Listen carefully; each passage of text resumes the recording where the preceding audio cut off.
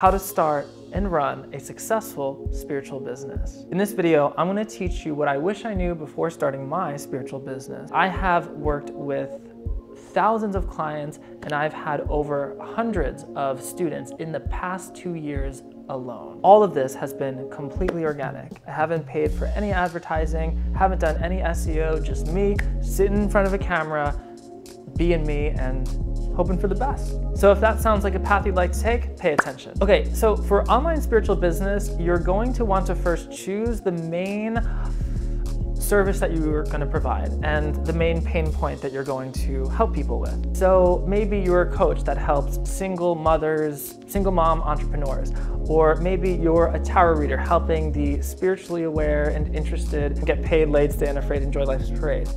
Or maybe you're a crazy mystic like me, hoping people can get a glimpse of that absolute, infinite, pervasive, all non-directionless reality that is everything, which is why we don't have to suffer ever. But anyway, I'm getting ahead of myself. You want to start making content around that service that you offer and around that pain point. Now, you may say, oh, social media is so superficial, I don't want to do that, oh my God. And you're right, you're not wrong. Online things can be superficial, but we got to work with what we got. And the thing is, until you're Eckhart Tolle, you got to start somewhere.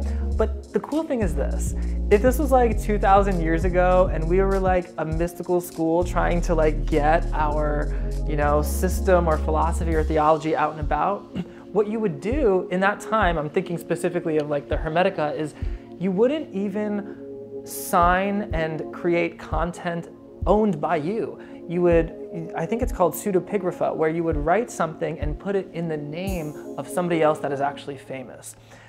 So you wouldn't even get credit for your work. And you would hope that enough copies were written down and shared that it would actually become something. So we live in a time where you can not only own your contribution, but do it immediately and create content that the whole world can see right now, like in the next 5 minutes. So have some gratitude for that, okay? My next point is very important.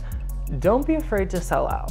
So look, the truth is there are 19-year-olds making bank on TikTok, thousands of dollars a day, because they are giving their audience what their audience wants. And you can come and have judgments and listen, I've been tempted to look at certain readers on TikTok and be like, oh, I don't know what's going on there. But the truth is what's going on there is valuable because they're doing it, people are tuning in, people are paying for it, and people are getting a benefit from it. So don't be afraid to sell out. And what's more important there is give your audience what they want. Now, that's going to take some experimentation. So you're going to have to experiment with different types of content and material and show up in different ways and see what content performs well. See how your audience is reacting and then make more content in that direction. My next point is numbers do not equal conversions. You could be famous on a social media platform and get paid nothing. All businesses are different. In my case, at the time of making this video, I have just over 8,000 subscribers, which I'm super grateful for. Compared to other YouTubers, that's nothing.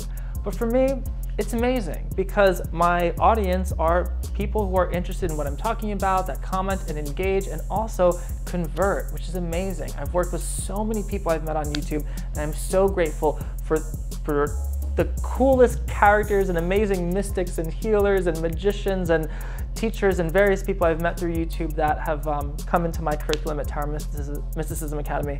It's been amazing and I'm so excited to see who I meet next. So the point is, you don't have to be famous, you just have to be finding the audience that is true for you that will benefit from the work you're doing. Next tip, your content doesn't have to be social media.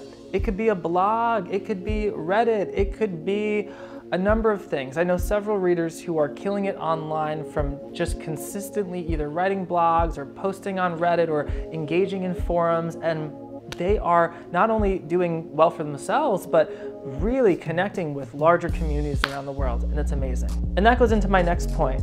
Have a home base.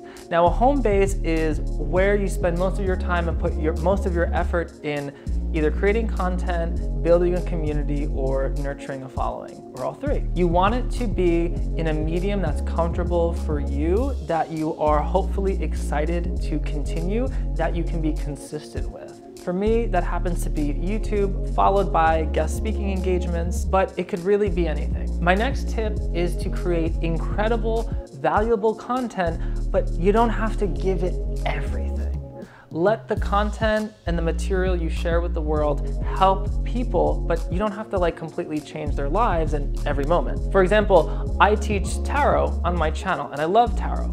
But what I'm really teaching in my curriculum is mysticism and very high levels of self-development.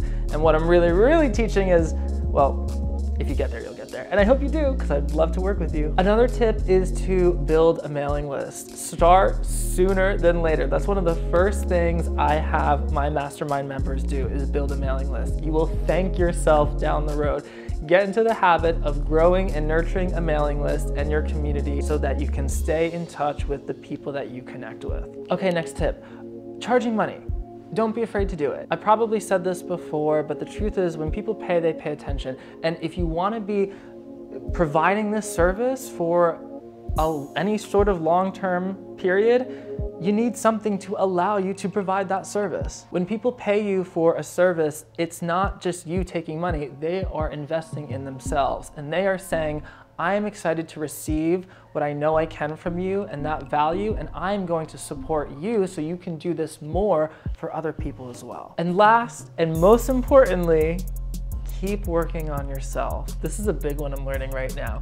You don't have to be perfect. I've done so much self-work to get to where I am with my business, and I feel like now, in a way, I'm doing more self-work than ever. I would say that what makes me a very effective teacher and healer is what I have overcome. And I'm definitely becoming more transparent about that on my channel if you haven't noticed. We attract people with similar karma, with similar energy, with similar scripts of past lives and whatnot, and that's part of the fun. When I started Tarot Mysticism Academy, I thought I had to be the best. I thought everything had to be perfect, and the truth is, it doesn't. Just be yourself and be excited to offer the world what you're excited to offer. If you want to go further in starting or developing your spiritual business, I will link relevant courses and resources and other things in the description of this video that you can check out. If you have any questions, you can reach out to me at tarotmysticismacademy.com in the chat bubble, and I look forward to chatting with you. Much love, and I'll see you in the next wormhole.